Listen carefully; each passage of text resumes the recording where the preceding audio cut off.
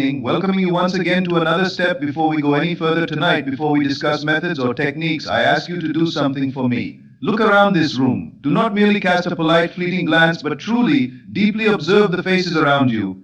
Look at the woman sitting 2 rows over. Look at the man standing quietly by the door. Observe the person sitting close enough that you can hear the very rhythm of their breath rising and falling. To your mortal senses, to the rational, calculating mind that relies solely on the evidence of the three-dimensional world, these people are absolute strangers. You look at them and you see separate minds. You see separate, impenetrable histories living out their days in their own inaccessible inner worlds. We have been conditioned from the very moment of birth to believe in this absolute division.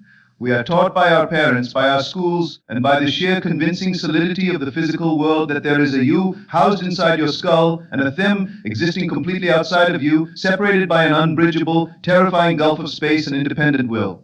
But I tell you this night that bedrock conviction of separateness, that deep-seated feeling that you are a solitary ego battling against a world of billions of other independent egos, is the single greatest misunderstanding of mankind. It is not merely a philosophical error to be debated in academic halls. It is the fundamental root cause of every ounce of suffering in your relationships, every chilling shadow of loneliness in your heart, and every paranoid suspicion that the world is actively conspiring against you. Tonight, I want to reveal to you the greatest secret of the ages. It is a secret that the mystics have known and the masses have ignored. You and everyone in your world are one. I do not say this to you as some lovely, poetic metaphor designed to make you feel a fleeting sense of moral compassion. I am not speaking of a utopian spiritual ideal that we should merely aspire toward. I am stating this as a literal, operative, and mathematically precise law of consciousness. Let me share the story of a gentleman who came to me recently, utterly baffled and deeply frustrated by his external world. He had been faithfully practicing the law. He was diligently monitoring his inner talking, practicing his imaginal acts before sleep, assuming the feeling of the wish fulfilled, and in many material and financial areas of his world, the law was working beautifully. The shadow world was conforming to his new states. Yet one massive, immovable mountain refused to yield people. His wife still nagged him incessantly. His employer still undermined his efforts and overlooked his contributions. His neighbors remained a constant, buzzing source of irritation, as if their only purpose in life was to disturb his peace. "Julian," he asked me, his voice heavy with exhaustion, "how do I manifest different behavior from these people? What imaginal act will force them to treat me with the respect and peace I am commanding?" I looked at him, recognizing the trap he had fallen into, the same trap almost all of us fall into. I said, "My friend, you cannot change other people, because there are fundamentally no other people to change. Everyone is yourself pushed out." He stared at me, his face a portrait of utter incomprehension. He could not fathom how his wife's nagging or his boss's cruelty could be his own doing. I explained to him the grand mechanism of reality. Your wife's criticism is nothing but your own internal self-criticism, materialized in the flesh and given a voice. Your employer's lack of faith in your abilities is your own deeply rooted self-doubt, projected onto the screen of space so that you might see it. The neighbors who irritate you are simply your own inner friction, your own unresolved agitation, wearing human masks. They are not acting independently of you. They have no power to originate an action toward you. They are merely playing the parts you have unknowingly, unconsciously assigned them. They are reflecting your inner state of consciousness with a terrifying, flawless exactness. Before your rational mind rebels against this, before you mount a defense of your own victimhood, let me explain the mechanism behind this truth. Consciousness is the one and only reality. There are not billions of separate, isolated consciousnesses running blindly about the earth, crashing into one another. There is only one indivisible consciousness, the great I Am, perceiving itself from an infinite number of vantage points. Think of it as the exact same magnificent ocean forming every individual wave upon the shore. The person you encounter in the objective world is never, ever an independent entity separate from your assumptions of them. You are constantly meeting your own consciousness made manifest. You look at your boss, your spouse, your friend through the creative filter of what you most deeply assume to be true about them and about yourself. If you change your assumption, if you radically change the state of consciousness you occupy, the person must change to conform to your new concept of them. You do not alter them through some forceful mental telepathy or manipulation. You alter them because the only version of them you will ever meet is the one that is currently alive and sustained within your own wonderful human imagination. In our next segment, we will explore exactly how this incredible law plays out in the most intimate and challenging relationships of your life, and how you can stop fighting the reflection and begin changing the mirror itself. Let me paint a picture for you of a husband and wife who came to me, sitting on the very precipice of divorce. The atmosphere between them was thick with years of accumulated bitterness. The wife sat in my chair and wept, claiming her husband was a stone wall. "He never listens to me," she cried. He is entirely devoid of affection, and he treats me as if I am invisible. The husband sat on the opposite side of the room, rigid and fuming. She is a relentless, merciless critic, he countered. Nothing I do is ever good enough for her. I work myself to the bone, and all I receive is a litany of my failures.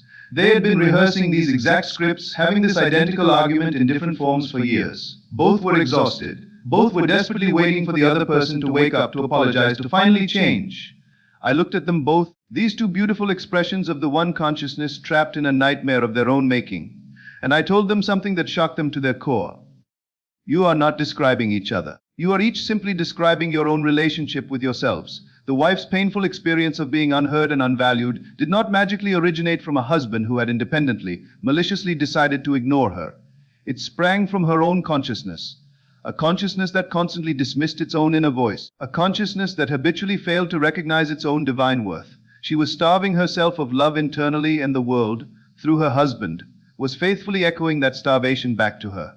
The husband's agonizing experience of never being enough did not originate from his wife. It originated from his own relentless inner tyrant. He harbored a state of consciousness that constantly judged his every effort as inadequate, a silent internal voice that told him he was a failure. They were each experiencing in their most intimate external relationship the precise, unvarnished quality of their relationship with themselves. Within mere weeks, not years of therapy, but weeks of inner revision, the external shadow shifted. As the wife internally honored herself and filled her own cup, the husband inexplicably began to listen to her with genuine interest. As the husband ceased his internal self-condemnation and felt his own adequacy, his wife's criticism simply vanished. It lost its fuel. They did not force each other to change. They changed the state of consciousness from which they operated, and the three-dimensional world had absolutely no choice but to reflect that new state. I must address something far more difficult. I can hear the objections rising in the minds of some of you. What of the person who has genuinely wronged you? What of the betrayal, the cruelty, the abuse? The wound that was undeniably physically real.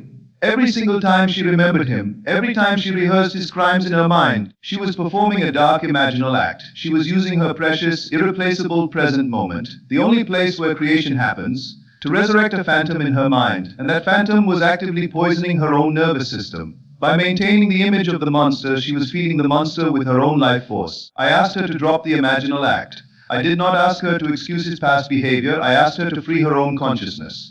When she finally stopped pouring her living energy into the assumption of hatred, the hatred dissolved. She realized he was no longer a man out in the physical world. He was merely a dead state within her, and she had the supreme power to vacate that state. This exact same principle entirely dissolves the corrosive, toxic state of envy. A man came to me absolutely tormented by the success of a colleague. This colleague had rapidly secured the wealth, the executive title, and the prestige this man had desperately wanted for himself. Watching it ate him alive, because there is only one indivisible consciousness. His colleague's triumph was not a theft. Success is not a finite pie where another man's slice diminishes yours. It was brilliant, undeniable proof that the state of wealth and recognition was real, available and active in his sphere. I told him to claim it. Instead of shrinking in bitter envy, I told him to rejoice, to feel utterly identified with that success, because it was his own consciousness expressing itself through another angle. When he stopped viewing the man as a threat and began viewing him as a living manifestation of his own fulfilled desire, the entire dynamic of their office shifted. The colleague who had previously been guarded and fiercely competitive suddenly softened. He became a mentor, a guide, and a friend. When the inner talking changes, when the state of consciousness is elevated from lack to abundance, the outer world flawlessly reshapes itself to match. The people in your life are messengers revealing to you exactly who you are being.